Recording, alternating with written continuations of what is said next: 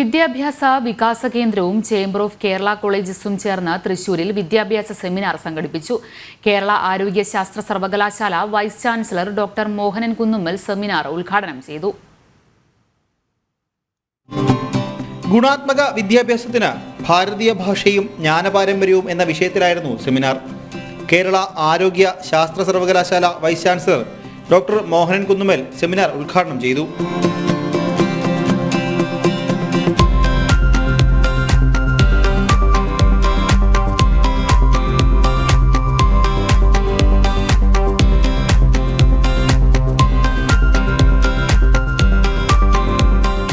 മാതൃഭാഷയിലുള്ള വിദ്യാഭ്യാസത്തിലൂടെ മാത്രമേ വിജ്ഞാന സമൂഹത്തെ സൃഷ്ടിക്കാൻ സാധിക്കൂ എന്ന് അദ്ദേഹം പറഞ്ഞു.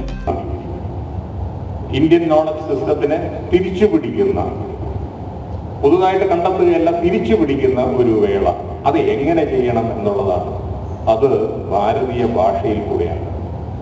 അതാണ് ഒരു തിരിച്ചറിവ്. ഭാരതീയ ഭാഷയിൽ കൂടെ തന്നെയായിരിക്കണം. ഏതാണ് ഭാരതീയ ഭാഷ? എൻ്റെ ഭാരതീയ ഭാഷ, എനിക്കത് മലയാളം. ഞാൻ അമ്മയിൽ നിന്ന് കേൾക്കുന്ന ഭാഷ അതാണ്. ഞാനും അമ്മയും തമ്മിൽ സംസാരിക്കുന്ന ഭാഷ അതാണ്. ഞാൻ എൻ്റെ സഹോദരങ്ങളോടും അച്ഛനോടും സംസാരിക്കുന്ന ഭാഷ അതാണ്. എനിക്ക് മനസ്സിലാകുന്ന 101% മനസ്സിലാകുന്ന ഭാഷ അത് തന്നെയാണ്. ഇത് ആണ് നമ്മുടെ നാട്ടിൽ ശീലിച്ചിരുന്നത്. അടുത്ത ഒരു വർഷം കൊണ്ട് വിവിധ വിഷയങ്ങളിൽ മാതൃഭാഷയിൽ 100-ലധികം പുസ്തകങ്ങൾ തയ്യാറാക്കുമെന്നും അദ്ദേഹം പറഞ്ഞു.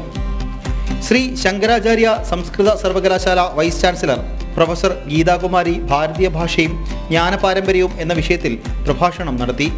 നമ്മൾ പറയും കൾച്ചർ എന്ന് പറയും അല്ലേ, നമ്മുടെ സംസ്കാരം, കൾച്ചർ, നമ്മുടെ പൈതൃകം, ലെഗസി. ഈ എന്താ പറയുക, കൾച്ചർ എന്ന് പറഞ്ഞാൽ ഇംഗ്ലീഷ് പദം തന്നെ സംസ്കൃതമാണ്. എത്ര പേർക്കറിയാം? കലാചാര എന്നാണ് സംസ്കൃത പദം.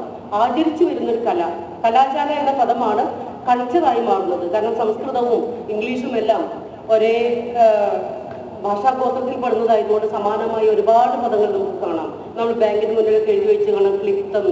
ശരിക്കും ക്ലിപ്തം നല്ല ക്ലിപ്തം എന്നാണ്.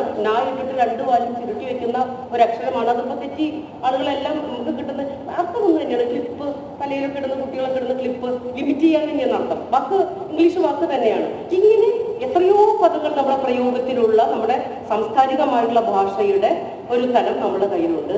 അതേസമയം എന്താണ് ഈ പൈതൃകം എന്നുള്ളത് നമ്മൾ തിരിച്ചറിയേണ്ടതുണ്ട്. എന്താണ് ഭാരതീയമായിട്ടുള്ള പൈതൃകം എന്നുള്ളത്?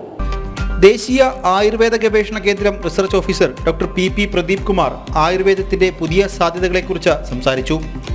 ശിക്ഷാ സംസ്കൃതി ഉദ്യാന്യാസിന്റെ ദേശീയ സംയോജകനായി തിരഞ്ഞെടുക്കപ്പെട്ട എ വിനോദ്, മൗറീഷ്യസ് ഹോണററി അംബാസഡറായി തിരഞ്ഞെടുക്കപ്പെട്ട ഡോക്ടർ പി കൃഷ്ണദാസ് എന്നിവരെ ചടങ്ങിൽ ആദരിച്ചു.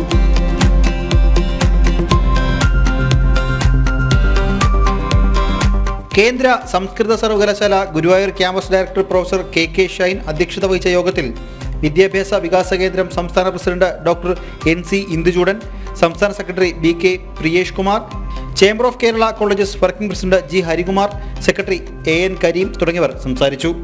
ജനം, തൃശൂർ.